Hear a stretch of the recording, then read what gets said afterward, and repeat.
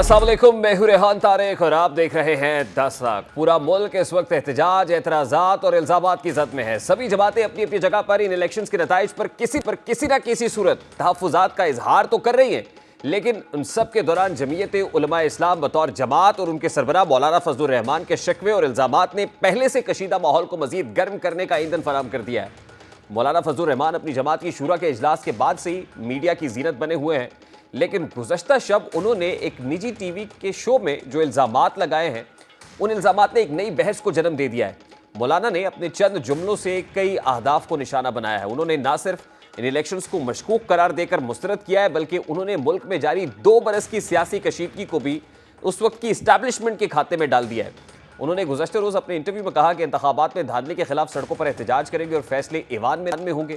साथ ही उन्होंने ये भी इंकशाफ कर दिया कि पाकिस्तान तहरीक इंसाफ हुकूमत के खिलाफ तहरीक अदम एतमाद उस वक्त के army chief general Qamar Javed Bajwa और DGISI के कहने पर लाई। इस इंटरव्यू में यूं तो उन्होंने जनरल फैज हमीद का नाम वाज़ेह तौर पर लिया था और बताया था कि जनरल फैज हमीद ही उनके पास आए थे, लेकिन दोनों तरफ से उनके दावों की सच्चाई और शुकूक व शुबहात का इजहार किया गया। तो अब उन्होंने अपने बयान से किसी हद तक यूटर्न लिया और कहा कि अदम एतमाद की तहरीक के वक्त जनरल फैज़ नहीं, उनके बाद वाले DGI मौजूद थे और जनरल फैज़ उस वक्त इस तहरीक में शामिल नहीं थे। मौलाना को अपने बयान से शायद इसलिए भी पीछे हटना पड़ा है क्योंकि सीनियर सहाफ़ी जावेद चौधरी ने ज़राए से जनरल कमर जावेद बाजवा और फैज़ हमीद से मौलाना के बयान से मुतालिक मालूमात हासिल की, तो उन्हें ज़राए के ज़रिए से मालूम हुआ कि साबिक आर्मी चीफ और साबिक DGISI के करीबी ज़राए ने मौलाना के बयान की तरदीद करते हुए कहा है कि JUI अमीर को चाहिए कि वो पहले अपने हक़ाइक़ दुरुस्त कर लें, क्योंकि जनरल फैज़ हमीद अदम एतमाद की तहरीक पेश किए जाने से कई माह कबल ISI बतौर DGISI का ओहदा छोड़ चुके थे और मौलाना साहब ये भूल गए हैं कि जिस वक्त इमरान खान के खिलाफ अदम एतमाद की तहरीक लाई गई थी, उस वक्त जनरल फैज़ कोर कमांडर पेशावर थे। जनरल बाजवा के करीबी ज़राए का कहना था कि साबिक आर्मी चीफ की मौलाना से 2 मरतबा मुलाकात हुई थी। एक मुलाकात उस वक्त हुई थी जब मौलाना उस वक्त के आर्मी चीफ के घर मिलने गए थे, जब मौलाना इमरान खान के खिलाफ लॉन्ग मार्च कर रहे थे। कहा जाता है कि ये मुलाकात नाखुशगवार थी। जनरल बाजवा की दूसरी मुलाकात मौलाना फजलुर रहमान के साथ 26 मार्च 2022 को उस वक्त हुई थी, जब कई अपोजिशन रहनुमा भी मौजूद थे, जिनमें शहबाज शरीफ, बिलावल भुट्टो, अख्तर मेंगल, शाहजैन बुख्ती और खालिद मकबूल सिद्दीकी भी थे। मुलाकात में एक अहम जनरल भी मौजूद थे और ज़राए का कहना था कि दोनों फौजी जनरलों ने अपोजिशन जमातों से उस वक्त के वज़ीर आज़म इमरान खान की हिदायत पर मुलाकात की थी, क्योंकि वो चाहते थे कि उनके खिलाफ अदम एतमाद की तहरीक वापस ली जाए। अपने गुज़श्ता रोज़ के इंटरव्यू में मौलाना ने पीपल्स पार्टी पर इल्ज़ाम लगाया कि अदम एतमाद की तहरीक पीपल्स पार्टी चला रही थी। तमाम अकाबरीन और दोस्त जानते हैं कि मैं PTI के खिलाफ अदम एतमाद के हक़ में नहीं था। अब जवाबन पीपल्स पार्टी भी इस पर क्लैरिफिकेशंस दे रही है। दूसरी तरफ मुस्लिम लीग नून की जानिब से भी मौलाना फजलुर रहमान के बयान पर रद्दअमल दिया गया है। मरियम औरंगज़ेब ने मौलाना फजलुर रहमान के बयान पर रद्दअमल देते हुए कहा है कि तहरीक अदम एतमाद की सारी कार्रवाई मुकम्मल तौर पर आईनी तरीके से हुई और हमने आईनी तरीके से बानी PTI को निकाला। जबकि आज मलिक अहमद खान प्रेस कॉन्फ्रेंस करते हुए कहते हैं कि जनरल रिटायर्ड कमर जावेद बाजवा ने तो अपोजिशन जमातों के कायदीन को तहरीक वापस लेने का मशवरा दिया था, मगर मौलाना फजलुर रहमान ने जनरल बाजवा के मशवरे की मुखालिफत की और तहरीक अदम एतमाद पर ही इसरार किया। मलिक अहमद खान का कहना था कि साबिक वज़ीर आज़म के मुस्ताफ़ी होने और इलेक्शंस दोबारा कराने की पेशकश उन्हें बेहतर लगी थी, मगर मौलाना फजलुर रहमान ने जनरल बाजवा की इस तजवीज़ की सख्त मज़ामत की थी। और ये इल्ज़ामात दर इल्ज़ामात की जंग यही ख़त्म नहीं हुई, बल्कि नून लीग के मलिक और पीपल्स पार्टी के फैसल करीम कुंडी के बयानात के हवाले से भी जो तर्जुमान JUI हाफिज़ अब्दुल्ला हैं, उन्होंने रद्दअमल दिया और कहा है कि नून लीग और पीपल्स पार्टी ने जनरल बाजवा को एक्सटेंशन देकर पार्लियामान और जमहूरियत की तौहीन की है। क्या नून लीग और पीपल्स पार्टी ने जनरल बाजवा को 3 साल की एक्सटेंशन नहीं दी? हाफिज़ अब्दुल्ला का कहना था कि जनरल बाजवा को एक्सटेंशन देने वाली पार्टियां उसके कहने पर तहरीक अदम एतमाद भी ला सकती हैं। इस वक्त हमें इमरान शफकत साहब ने, सीनियर सहाफ़ी तजज़ियाकार इमरान शफकत साहब ने ज्वाइन किया, उनसे बात करते हैं। अस्सलाम वालेकुम इमरान शफकत साहब, बहुत बहुत शुक्रिया आपके वक्त के लिए। सबसे पहले तो बड़ा सादा सा सवाल है, ये मौलाना फजलुर रहमान ने इन दिनों किस मिशन पर है इमरान शफकत साहब? मौलाना फजलुर रहमान मुझे लगता है कि कोई अपने लिए मुनासिब जगह की तलाश में है और थोड़ा सा सदमे में भी हैं कि अगर उनकी जगह पे कोई भी हो, जिस तरह उन्होंने अपनी पूरी मैन पावर इस्तेमाल की और पिछले 4-5 साल जिस तरह वो मुतहरिक थे और पाकिस्तान मुस्लिम लीग नून के लोग भी उस तरह से मैदान में नहीं थे और इवन के जब मरियम नवाज साहबा को ज़रूरत थी तब भी मौलाना फजलुर रहमान साहब पेश थे और जब उन्होंने सबसे पहले जो 2018 के इंतखाबात के बाद जो आज़ादी मार्च किया था, वो भी बेसिकली उस वक़्त की इस्टेब्लिशमेंट को एक तरह से टक्कर दे के उन्होंने ये वाला काम किया था। उसके बाद जब अब फल खाने की बारी आई है तो उनको लगता है कि शायद उनको ज़रा हिस्सा कम मिला है, तो एक तो ये वजह लगती है और अपनी नाराज़गी का इजहार वो दोनों तरफ कर रहे हैं, यानी कि अपने साबका साथियों हलीफों की तरफ भी वो कर रहे हैं, उनको मुर्द इल्ज़ाम भी ठहरा रहे हैं, और फिर एक ही वक्त में वो पाकिस्तान तहरीक इंसाफ के ख़िलाफ़ भी बात कर रहे हैं कि उनका मैंडेट चोरी किया गया KPK में, और फिर उन्हीं के साथ बात भी कर रहे हैं। लेकिन इमरान साहब, यहाँ पर एक बड़ा बारीक नुक्ता है कि सिर्फ सियासी हरीफों और हलीफों पर ही वार नहीं कर रहा है, बल्कि वो तो एस्टैब्लिशमेंट को भी ललकार रहे हैं। कल तक वो पुरानी एस्टैब्लिशमेंट की बात कर रहे थे, आज उन्होंने एक नया पेंडोरा बॉक्स खोल दिया और उसमें उन्होंने अपने जुमले की तस्हीह कर दी है कि उनकी मुराद फैज हमीद साहब नहीं थे, बल्कि वो तो करंट DGI के ऊपर बात कर रहे हैं। तो एक तरफ अगर वो अपना हिस्सा मांग रहे हैं और हिस्सा बकदरे जुस्सा मांग रहे हैं, तो किससे मांग रहे हैं जब वो एस्टैब्लिशमेंट, कंटेम्परेरी एस्टैब्लिशमेंट के ऊपर भी जो है इल्जाम लगा रहे हैं?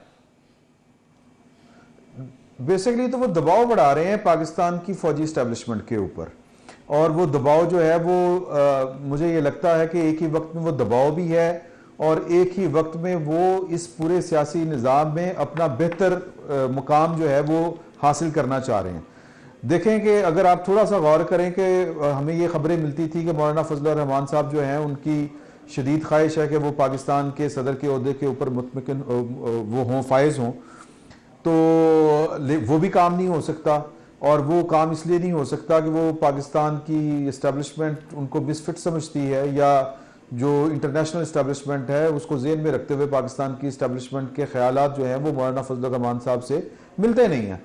दूसरा ये है कि वो उनके लिए सबसे, मुझे ये लगता है कि जो बेहतर इस वक्त उनको पोजीशन नज़र आ रही है, वो एक ओहदा पाकिस्तान में अभी तक इस तरह का है, वो किसी के पास जाता हुआ नज़र नहीं आ रहा, कोई क्लियर कट नहीं है। जो इंडिपेंडेंट लोग हैं वो किस तरफ होंगे, उनमें से कितने कहाँ पे होंगे, और उनमें आप ऑपोजिशन लीडर की बात कर रहे हैं? पार्लियामान के अंदर, जी मैं अपोजिशन लीडर की बात कर रहा हूं। अगर पाकिस्तान तहरीक इंसाफ के जो आज़ाद अरकान हैं उनकी ताकत मौलाना फजलुर रहमान साहब हासिल करने में कामयाब हो जाते हैं, तो मेरा ख्याल है कि वो अच्छे पोजीशन लीडर बन भी सकते हैं। और अपोजिशन लीडर जो है बाय डिज़ाइन इस तरह का होना है, या जो अपोजिशन होनी है पाकिस्तान के अंदर, वो जो मेमार हैं इस पूरे सिस्टम के, उनको ये लगता है कि पाकिस्तान के हालात अब इस बात की इजाज़त नहीं देते कि पाकिस्तान के अंदर एक इस तरह की अपोजिशन हो जो पाकिस्तान में हर वक्त दमादमस्त कलंदर कर रही है। तो फिर इमरान साहब, अगर जैसे आपने पहले कहा, सर कता कलामी के लिए माजरत, जैसे आपने पहले कहा कि मौलाना फजलुर रहमान हिस्सा मांग रहे हैं,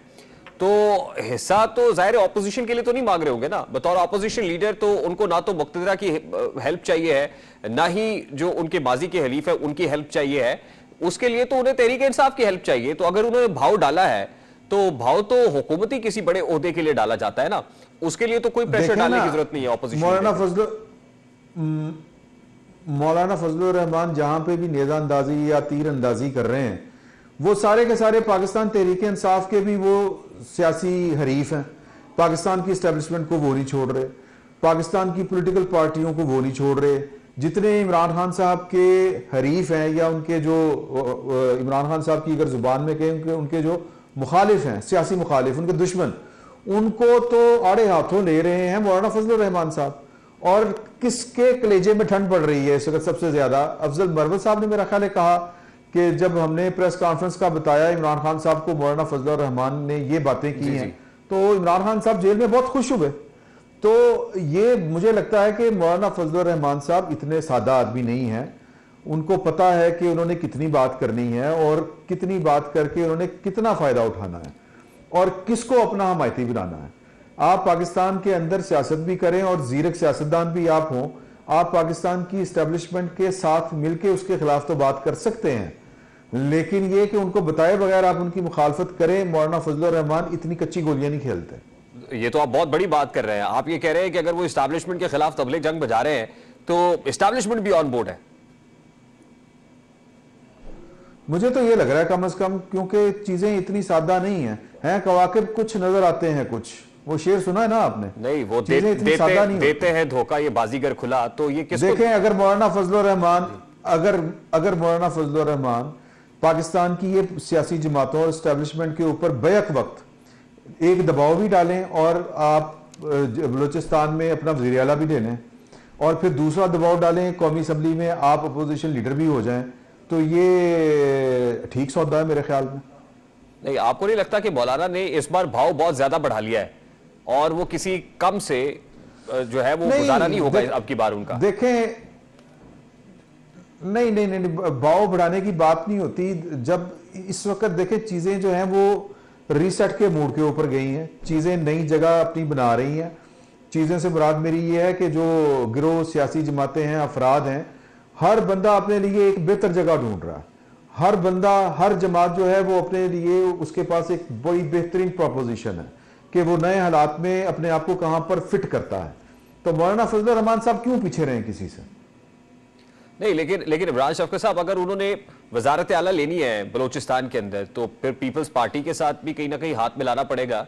अगर उन्होंने मरकज में और मरकज में तो जैसे आप कह रहे हैं, पार्टी को मौलाना फजलुर रहमान साहब बैक वक्त जो है वो चौमुखी लड़ाई लड़ रहे हैं। एक तरफ वो पाकिस्तान तहरीक इंसाफ को यकीन दिला रहे हैं कि उनके दुश्मन जो हैं वो साझे हैं, मुश्तरका दुश्मन है उनके। एक ही वक्त में वो पाकिस्तान मुस्लिम लीग नून को भी टेंशन दे रहे हैं, दूसरे ही हाथ वो पाकिस्तान पीपल्स पार्टी को भी टेंशन दे रहे हैं, और तीसरे हाथ वो पाकिस्तान की इस्टेब्लिशमेंट के ऊपर भी दबाव बढ़ा रहे हैं कि मुझसे बेहतर अपोजिशन लीडर आपको नहीं मिलेगा, तो हेल्प मी आउट।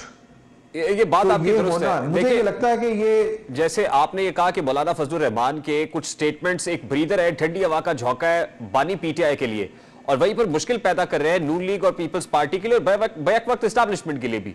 तो ये जो मुश्किल जिन लोगों के लिए पैदा हो रही है, आपको लगता है ये मुश्किल जुज वक्ती है या कुल वक्ती है? देखें, जो सियासत होती है ना, वो एक ही वक्त में कई बॉल्स हवा में उछाल के अपना तवाजन और उनका तवाजन कायम रखने का नाम है। और या इसकी तारीफ ये भी की जाती है कि जी के सियासत तो मुमकिनात का खेल है, तो मुमकिन करने की कोशिश है। इस जहां में नामुमकिन तो कोई चीज नहीं होती, और सियासत में कोई चीज नामुमकिन नहीं होती। आप सब कुछ कर सकते हैं। आपने सोचा था कि मौलाना फजलुर रहमान के साथ जाके पाकिस्तान तहरीक इंसाफ मुज़ाकरात के लिए बैठेगी, और इमरान खान साहब जो उनको डीजल कह के छेड़ा करते थे और मुतालबे के ऊपर छेड़ा करते थे, लोग नीचे से आवाजें कसा करते थे, वो सारे के सारे मौलाना की इमामत के लिए तैयार हो जाएंगे। तो ये सियासत में यही कुछ होता है। सियासत में मेरा ख्याल है कि इसमें उन लोगों के भी लिए ये सबक है जो सियासत को दुश्मनी में ढाल लेते हैं या दुश्मन समझ लेते हैं। तो इस तरह नहीं होता। सियासत में एक ही वक्त में कई ऑप्शन जो हैं वो ज़ेरे गौर होते हैं, और किसी भी वक्त किसी से बात करनी पड़ सकती है। अच्छा, तो यही चल रहा है। अच्छा इमरान शफकत साहब, लास्टली एंड वेरी क्विकली, आपको शहबाज लेड कोलिशन गवर्नमेंट बनती हुई नजर आ रही है? यानी शहबाज शरीफ साहब जो वजारत उज़्मा के लिए नॉमिनेट हुए, हालात अभी वहीं पर है या हालात कोई तब्दील हुए हैं, कुछ तब्दीली रूनुमा हुई है उनमें? देखें, हालात जो हैं वो मैं ये तो बड़े वसूख से ये वाली बात कई अरसे से कह रहा हूँ कि हालात वही हैं जो सोचे गए थे, जो समझे गए थे, जो बनाए गए थे, नक्शे जिस तरह के खींचे गए थे, उन्हीं के ऊपर तामीर जारी है। और इसी तरह ही होना। दरमियान में नवाज शरीफ साहब ने एक, कह लें कि अपना क्या उसको कहें कि दाव खेलने की एक कोशिश की, एक चांस लेने की कोशिश की, लेकिन नहीं लग सका उनका। हालांकि उनको भी पता था कि क्या होना है, अगला वजीर आजम शहबाज शरीफ ही है। सर, मुद्दत मयाद क्या होगी शहबाज शरीफ की वजारत उज़्मा की? सर, मुझे ये लगता है कि ये पाकिस्तान की शायद इससे ज्यादा स्टेबल हुकूमत कभी ना आई हो। अच्छा, वेरी इंटरेस्टिंग। माइनॉरिटी गवर्नमेंट, बड़ी वीक कोलिशन गवर्नमेंट, एंड उसकी इवन वजह देन ये यू आर है, सेइंग कि सबसे ज्यादा उसकी स्टेबल वजह है गवर्नमेंट और हालात। तारीख की स्टेबल गवर्नमेंट। मैं कह रहा हूं कि जी के हालात डिक्टेट आपको हालात और वक्त करते हैं, और हालात का और वक्त का तकाजा ये है कि सब ऑन बोर्ड हों, और इवन के जो अपोजिशन है वो भी अपोजिशन का वही किरदार अदा करे जो पाकिस्तान के हक में बेहतर है। चीज़ें डिज़ाइन इस तरह से की गई हैं, अब एग्जीक्यूशन जब होती है तो क्या सूरत बनती है ये आने वाला वक्त बताएगा। मेरा ये ख्याल है कि एग्जीक्यूशन भी ठीक हो। बहुत बहुत शुक्रिया। इस वक्त पाकिस्तान मुस्लिम लीग नून के सीनियर रहनुमा निहाल हाशमी साहब हमारे साथ मौजूद है। अस्सलाम वालेकुम निहाल साहब, बहुत बहुत शुक्रिया आपके वक्त के लिए। निहाल साहब, सबसे पहले तो बड़ा सादा सा सवाल है, पब्लिकली पाकिस्तान मुस्लिम लीग नून वोट को इज्जत दो की बात कर रही थी और बिहाइंड द कर्टन्स ऊंची ऊंची दीवारों के पीछे एस्टैब्लिशमेंट से मामलात भी तय कर रही थी, तो ये खुला तजाद नहीं? बिस्मिल्लाहिर्रहमानिर्रहीम और वालेकुम अस्सलाम। यकीनन कभी आप कोई ऐसी सबूत नहीं दे सकते कि PRLN ने ऐसी कोई बात की है। हमारे कायद मोहम्मद नवाज शरीफ साहब ने वोट को इज्जत देने और समझौता ना करने की वजह से और अपने उसूल पे डटे रहने और आवाम के मैंडेट के एहतराम की वजह से गुज़श्ता 30 सालों में 3 बार उनके साथ उनको बेदखल किया गया इक़्तिदार से। उन्होंने सफर किया, उनकी फैमिली सफर किया, उनकी अहलिया, उनकी वालदा, उनके वालिद, वो एक बार नहीं कई बार जेल की सोबतें बर्दाश्त किया, एक बार नहीं कई बार उन्होंने जलावतनी की सोबतें बर्दाश्त की। तो हमारे साथ तो इस तरह की बातें हो ही नहीं सकती ना। लेकिन निहाल साहब, इन मुलाकातों की तरदीद तो मुलाकात करने वाले नून लीगी हल्के भी नहीं कर रहे हैं जी। मैं कह रहा हूं कि इन मुलाकातों की तरदीद तो वो लोग भी नहीं कर रहे हैं जो पाकिस्तान मुस्लिम लीग नून की नुमाइंदगी करते रहे इन मुलाकातों में।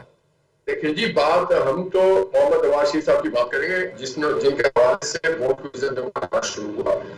और मोहम्मद नवाज शरीफ साहब की कोई एक जगह आप बता दें, कोई एक मुकाम, कोई एक बयान बता दें जहां पे उन्होंने किसी से इक़्तिदार की बारे में बात किया हो। मोहम्मद नवाज शरीफ साहब अल्लाह के आगे सरसजूद है, उसके बाद वो अपने अवाम के पास। शहबाज शरीफ साहब नवाज शरीफ के नुमाइंदे नहीं थे?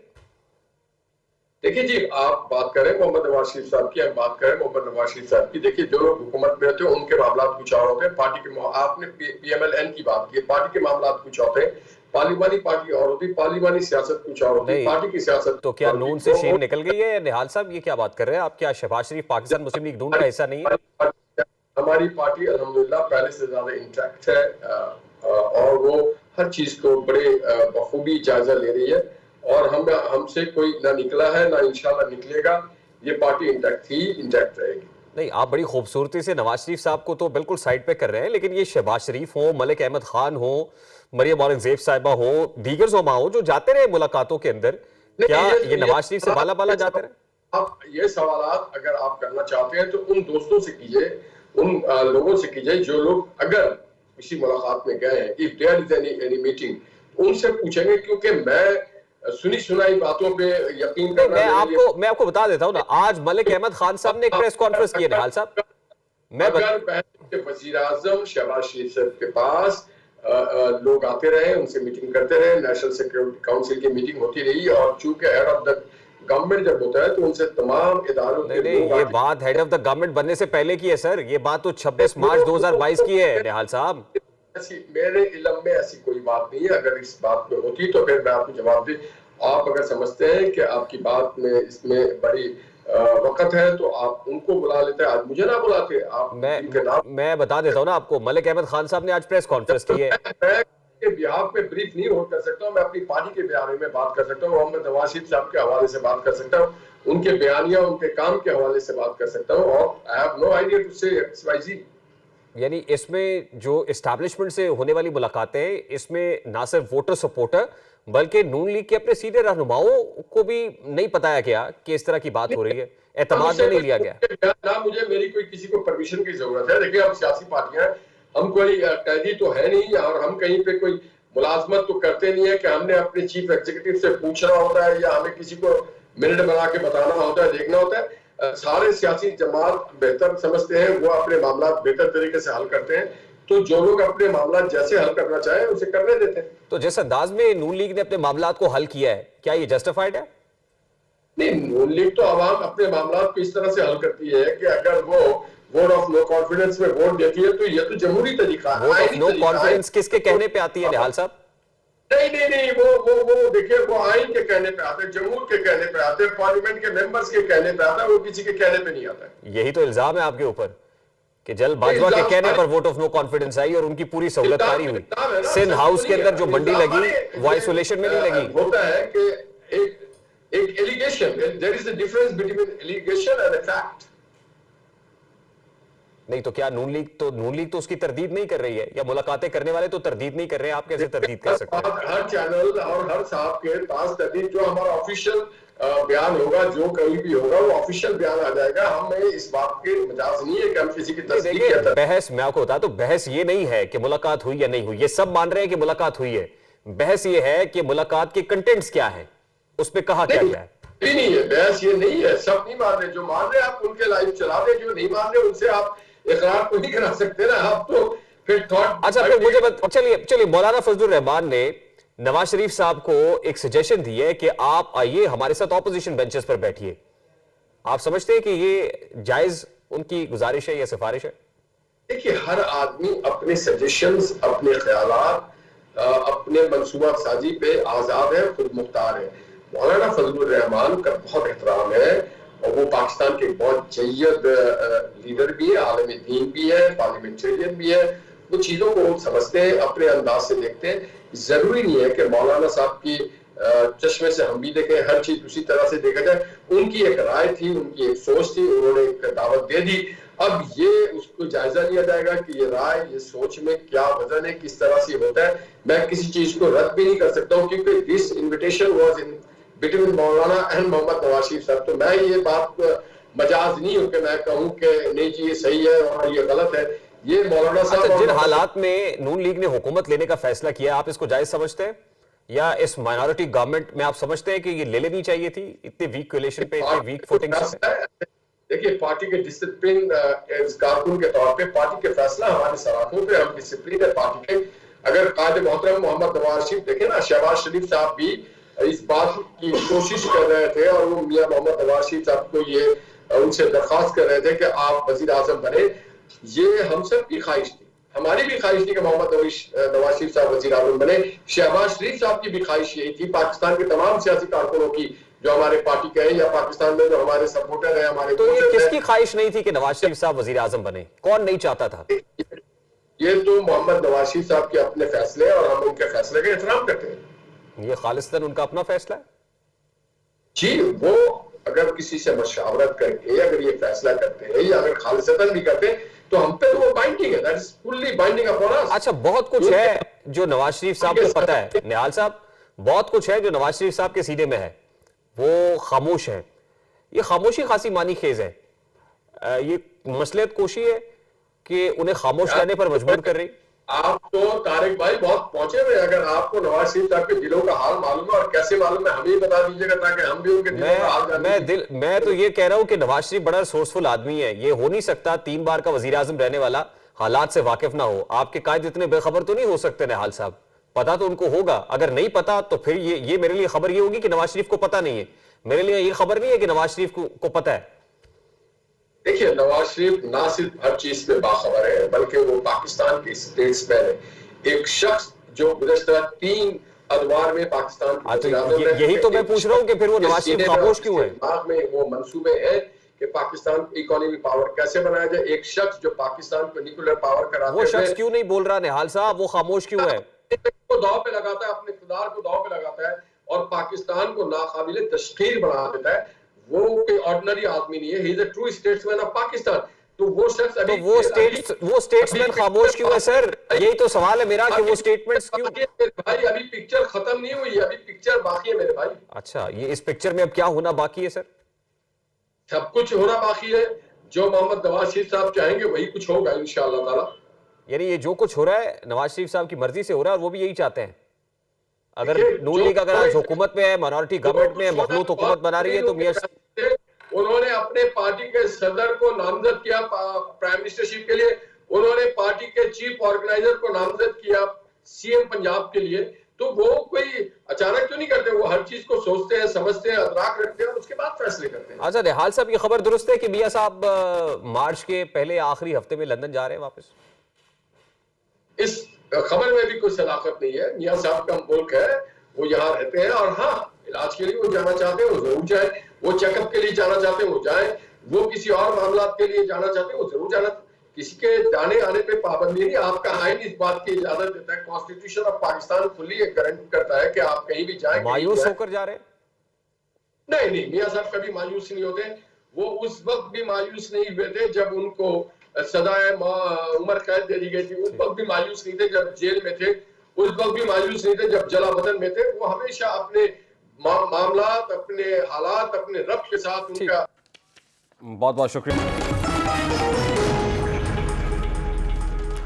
निगरान हुकूमत ने जाते जाते भी अवाम पर महंगाई बम गिरा दिया है। बैक जुम्बिश कलम उन्होंने मुख्तसर दौरानिये में बिजली, गैस और पेट्रोलियम मसनूआत की कीमतों में इजाफा किया और ताजरों की प्रेस कॉन्फ्रेंस, अपटमा ओहदेदारान की दुहाइयाँ, अवाम की बढ़ती सिस्कियाँ, कोई एक अमल भी निगरान हुकूमत को अपने अज़ाइम पूरे करने से नहीं रोक सका। कल निगरान वफाकी काबीना से मंजूरी के बाद गैस की कीमतों में 67% इजाफे का नोटिफिकेशन जारी कर दिया गया और इस नोटिफिकेशन के मुताबिक महाना 25 क्यूबिक मीटर तक प्रोटेक्टेड सारिफीन के लिए गैस का टैरिफ 79 रुपए इजाफे के साथ 121 रुपए से बढ़कर 200 रुपए महाना।